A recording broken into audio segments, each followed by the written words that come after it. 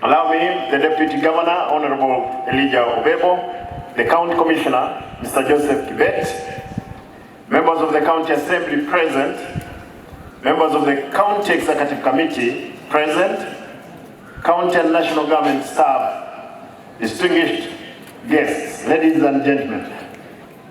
I'm delighted to join you today in observing this year's Mashujaa Day, which is a national day to remember and celebrate Kenya's heroes and heroines. We particularly recognize and appreciate the sacrifice made by the brave Kenyan men and women who took part in the struggle for independence of Kenya, which was achieved in 1963. We also pay tribute to those who led in the resistance of the British occupation of Kenya during the scramble for and partition of Africa in the 19th century. For instance, in Kisii land, we take pride in the bravery of legendary Otenyo Yamaraterere, Morangiti, and others like Yamategando Kiboi, who were felled by British soldiers in the earlier attempts of armed resistance to British.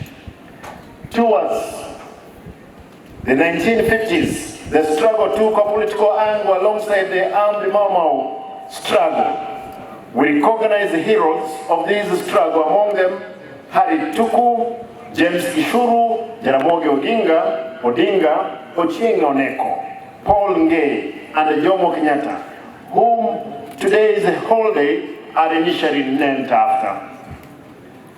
After our people, we are duty-bound to revisit our history and remind ourselves of the role of our heroes in self-determination of our country and prosperity. Therefore, today is such a momentous occasion to remember and cherish the immense sacrifice our heroes gave for our independence. As a nation, we also applaud Kenyans who have gone out of their way to contribute to our national well-being in various ways, giving a new meaning to Mashujaa spirit. These heroes are to be found actively and gainfully involved in agriculture, health, education, sports, and entrepreneurship. Further, we appreciate the successive generations of Kenya patriots whose selfless struggle gave rise to constitutional reform in the country, resulting in devolution.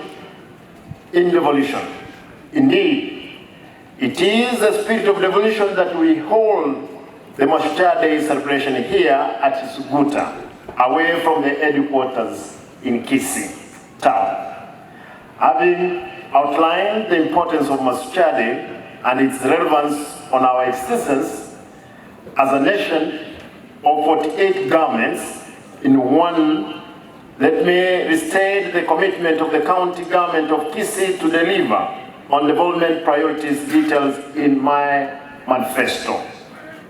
From the beginning, my commitment has been to create an enabling environment for the prosperity of the county and empowerment of all. Focus has been on 5 pillars, namely devolution and governance, wealth creation, sustainability, conservation, social development, and ICT as an enabler. These pillars directly mirror the national government's development agenda. Ladies and gentlemen, in line with this year's Mashujaa Day theme, affordable housing, and it's important for us to note, affordable housing. If you had an opportunity to fly over Kisii, you will see how Kisii is becoming slowly a slum in the rural. Houses are all over. When I had a discussion with the president, when we flew with him over the county, he was asking me, Simba, how can you help your people? This thing of affordable housing fits well in Kisii. and today's spirit indeed. I don't know how we can change our traditional way of holding into the small lands we have, but we'll be there soon. Let me underscore my desire to have living conditions for all county residents improved. In our urban areas, working with national government, we have initiated affordable housing projects at Kisabakwa, in Nyaribari Masaba, Ogembo Municipality, in Bomachoge Chache, and soon we are doing 8 acres in Nyanjwa, in Kisii Municipality. In agriculture, which is the backbone of our economy, we are focusing on agro-processing, value addition, and marketing to increase returns to farmers. We shall continue investing in empowering farmers with entrepreneurship skills and link them to market to ensure they reap maximum returns from their sweat. In agriculture, to this end, we are today unveiling 315 agripreneurs who will be closely working with farmers to enhance productivity. This is a project under the National Agricultural Value Chain Development Project, NAFCBD, a Government of Kenya project with co-funding with or from the World Bank. The program seeks to equip individuals, especially the youths, with the correct skills to become agricultural entrepreneurs. This model will boost agricultural productivity, job creation, and transform small-scale holders farming from subsistence to commercialization with a focus on youth and digitalization innovation. Each ward will have 7 agripreneurs who will assist in providing extension services to farmers in collaboration with the county government. Our resolve to revive Barum production in the country in potential areas such as Nyaribari Masaba, Upper Bobasi, Bomachoge is actually both. The other day I realized that both Nyaribari Masaba and Nyaribari Chache, they used to grow paredra. These are the areas that, again, we are in focus with. Last week, I hosted the U.S. Ambassador to Kenya, Her Excellency Mel Whitman, and we agreed on a roadmap towards paredra production and marketing in the country. The discussion we had with the ambassador, she got to ask me, Simba, how comes Kisii is not anywhere in the maps of the world? Kisii is more of Rwanda. Who are the marketers? In yesterday's function where we were celebrating a judge's appointment to the bench, we were like, where do I get marketers to market Kisii? Even after finishing with the ambassador, she had to call me to Nairobi to meet with the owner of J.P. Morgan. Morgan himself is the second largest bank in America. It moves $11 billion a day. We met with all the CEOs from Africa in our residence, and she had to make a remark that Kisii, we must change the way of marketing it. We must market it. Today I want to ask here, I don't know if there's any marketer who will come on board to help us market our county. If there is any listening on TV and the radios, I want to ask you, come on board, we'll facilitate you, we'll pay you for our county to be in the map of the world. Our resolve, and it's important, listen to me, it's important to note that our county Even when I was talking to Shelter Afrique CEO, was like he doesn't know where Kisii is.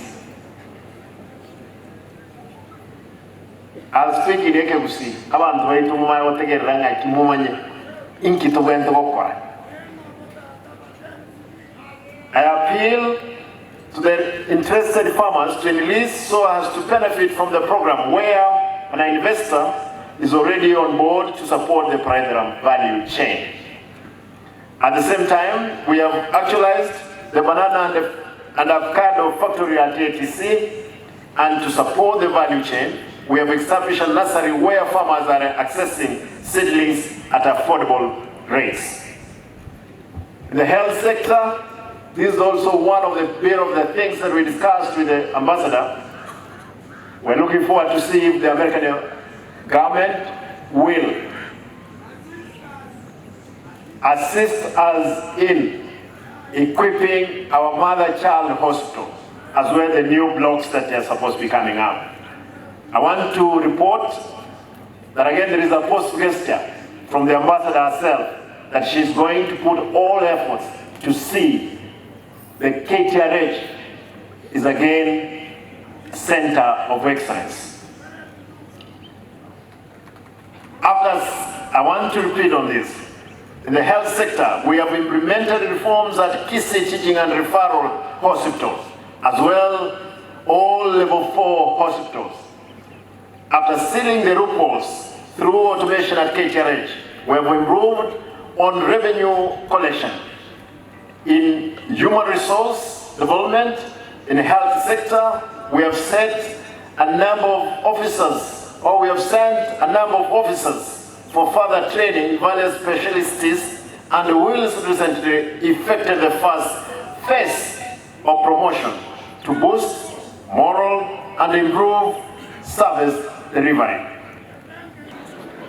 In the sub-counties, we have set aside a substantial resource to complete various stall projects in all 45 wards to ensure that our people get the much needed services. Some of these projects include upgrading the Nyamaji Sub-County Hospital, where we have allocated 30 million shillings for renovation this financial year. At Ogembo, we have allocated Ogembo level 4, we have allocated 300 million shillings for infrastructure upgrading of that facility. In the area of water, environment, energy, climate change, we are resolved on protecting the environment and the sustainable use of existing natural resources through participatory management, planting of water-friendly trees, species, conservation of forests, and restoration of water catchment areas. Focus is on our ward-based water reticulation and the springs protection program in all 45 wards. To achieve this, we are working on an enactment of a favorable water act in cooperative, the public in management of ward-based water project. And I want to ask the head teacher for Suguta Girls. Suguta Girls, where is the principal? Madam Principal, nasikia umelima maji. Wewe wekea watu kwa sababu hawakai hapa, ni maji wanakunywa mfereji. Utafanya hivyo. Simpigie madam makofi. Kwa hivyo ile mambo ya maji, mwalimu ulikuwa unauliza inatoka wapi? Madam ataweka pipe hapa, ingie pale, watoto wakunywe maji. Na mfunge wakati, msiwache ikikimbia the whole day. Sasa, thank you madam. To promote the uptake of environmental friendly renewable energy, we are set to initiate a large-scale solar power generation project at Nyantrago scheme around Itibonge, Kebochi, and the Ibeno area. Turning to education, manpower development and vocational training, I'm happy to report that with the support of the county assembly, we introduced the county bursary program, where we initially disbursed a total of 145 million, with each of the 45 wards receiving 3 million in the first batch. Currently, we increased the allocation to 225 million, with each ward receiving a total of 5 million. I'm happy, Mashujaa Paradisho, you just mentioned that the last regime, there was nothing like bursary. Today, I'm happy their students were able to pay for at least some school fees. Hawa wazazi, kuna pesa inaingia kwa mifuko yao kupitia kwa wanafunzi. To improve infrastructure in our learning institutions, in the last financial year, we have invested heavily in the construction of modern ECD classrooms and vocational training facilities across all 45 wards. Ladies and gentlemen, in public service and county administration, the major challenge has been incomplete officer space at headquarters, sub-county and ward levels, which impede service delivery. In light of this, we have set aside funds for completion and renovation of offices blocks in all wards and sub-county headquarters in the county. At the same time, the construction of a new county headquarters at community land opposite Kisii School is well on course. To improve service delivery, the county needs to employ more skilled labor, but this has been hampered by ballooning wage bill. To deal with this, my government is working to significantly improve our own source revenue to reduce the wage bill percentage. We are also in the process of cleaning our payroll and rooting out ghost workers as per the staff audits. And I want to report for the ghost workers, a number of them we have cleaned up. For those ones who had fake certificates, they have been sent away. And I'm not even including people working in my office. Some of them had fake certificates. They have been asked to leave. ECC or ESCC has worked on it. We want to make sure that for you to get a job, you must have the right credentials for you to get it. You don't have to get somebody whom you know. Even if you did not finish standard 8, you have been employed. Na wengine wakaenda wakabadilisha makaratasi, unapata D, mtu amebadilisha ameweka B. Hao ndio tulikuwa na wao. Na nitawaomba kwamba wale wote ambao mlifukuzwa, tutatafutana, tuwatafutie kitu kingine ya kufanya. Ndiposa mjue kwamba na nyinyi pia ni wana Kisii. On infrastructure, roads and public works, I'm happy to report that we have made significant progress over the past 1 year. Based on the feedback my office receives from the residents. Apart from having all county roads gravelled to all weather standards going forward, my plan is to have all roads in the rural areas paved to black top level and those in the urban areas to cobble paving. Finally, I wish to remind us that the founders of this great nation had a vision for this country to be a united nation where every citizen has an opportunity to create wealth and prosperity. Ladies and gentlemen, I now take this opportunity to convey my best wishes of success to all candidates who are taking the forthcoming national examination. Nawatakia kila la heri hao wanafunzi.